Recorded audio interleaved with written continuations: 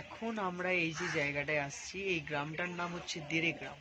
আর এই যে বাড়িটা দেখছেন আপনারা, এটা হচ্ছে ঠাকুরের পৈতৃক ভিটা। এখান থেকে ঠাকুরের বাবা ক্ষুদিরাম চট্টোপাধ্যায়কে তাড়িয়ে দেওয়া হয়েছিল। তার কারণ এখানকার যিনি জমিদার ছিলেন, উনি ঠাকুরের বাবা ক্ষুদিরাম চট্টোপাধ্যায়কে একটা মিথ্যা সাক্ষী দিতে বলেন।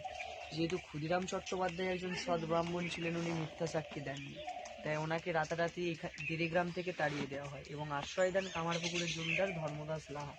এবং দেখাশোনা করার জন্য দেওয়া হয় লাহাবাবুদের বিষ্ণু মন্দির, যেই মন্দির আপনাদেরকে আমি দর্শন করিয়েছি।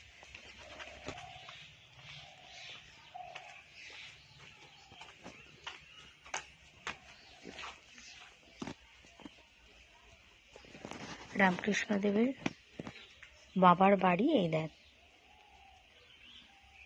এখানে পুরনো দিনের সেই